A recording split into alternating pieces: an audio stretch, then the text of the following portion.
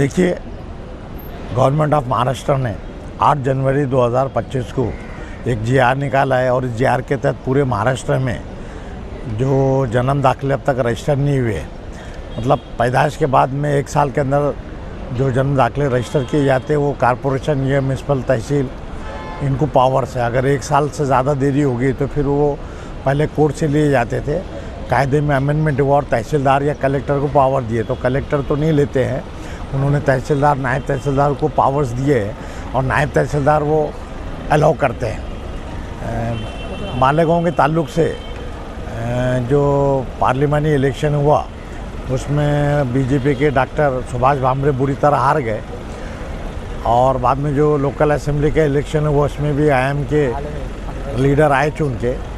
तो उस बारे में बीजेपी ने तहकीक की और उन्हें पता चला कि कुछ वोटर्स बढ़ाए गए थे। बाद में मालूमात लिए उन्होंने तो उनको ऐसा दिखा कि भाई ये कुछ तकरार करना चाहिए।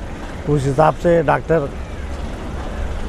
किरीट सोमैया ने गवर्नमेंट को तकरार किए, कलेक्टर को तकरार किए, कमिश्नर को तकरार किए और ऐसे इल्ज़ाम लगाए कि मालेगांव में रोहिंग्या या बांग्लादेशी और इन्होंने ये बोगस जन्म दाखिले बनाए और वो वोट दिए। इस बेसिस पे गवर्नमेंट ने SIT कायम की और SIT मालेगांव में जो 4000 दाखिले मिले उसके ताल्लुक से तफ्तीश कर रही है। तकरीबन 1.5 महीना हो चुका है इस तफ्तीश को और 1.5 महीने में अभी तक एक भी रोहिंग्या या बांग्लादेशी नहीं मिला है। लेकिन इसका फ़ायदा उठा के उन्होंने दूसरे ऑफेंसेस कुछ लोगों पर रजिस्टर किए। जन्म दाखिला तकरीबन जो 4000 दिए हैं वो तहसीलदार में जो कागज़ात दाखिल किए हैं वो बोगस है, ऐसा झूठा इल्ज़ाम लगा है। हालांकि बोगस नहीं है। अब उसमें अगर एक एप्लीकेंट ने अर्जी दी, पहले कागज़ के ऊपर उसके बाप का नाम था, आधार कार्ड पे, राशन कार्ड पे बाप का नाम है, बाद में उसकी शादी हो गई तो राशन कार्ड में नाम कम हो गया, शोहर जहाँ का है वहाँ का नाम आया, आधार कार्ड भी उन्होंने तब्दील किए। तो भाई ये नाम में कैसा फ़र्क है ये बता के। और कई लोगों के इल्ज़ाम कि भाई तुम्हारी पैदाइश हुई यूपी में, जो लोग मालेगांव में आके बस गए अभी है, तो फिर यहाँ क्यों बनाए तुमने। तो ऐसे झूठे इल्ज़ाम लगा के फौजदारी मुकदमे दाखिल किए।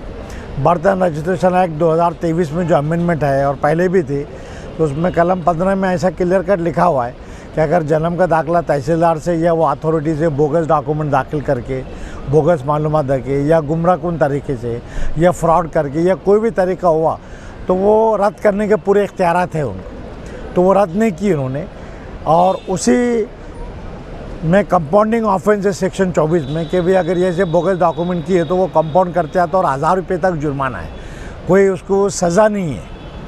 पेनल प्रोविज़न भी बर्तन रजिस्ट्रेशन में।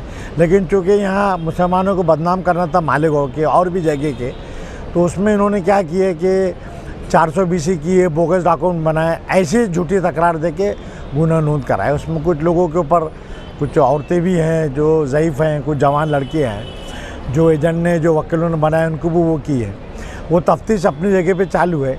सबसे हमने मालूमात लिए, वहाँ के मीटिंगें भी हुई और भी मालूमात लिए। तो आज अभी तक 1.5 महीने में इनके जो कागजात की तफ्तीश की है, कागजात बेतरतीब हो सकते हैं लेकिन एक भी रोहिंग्या या बांग्लादेशी नहीं मिला।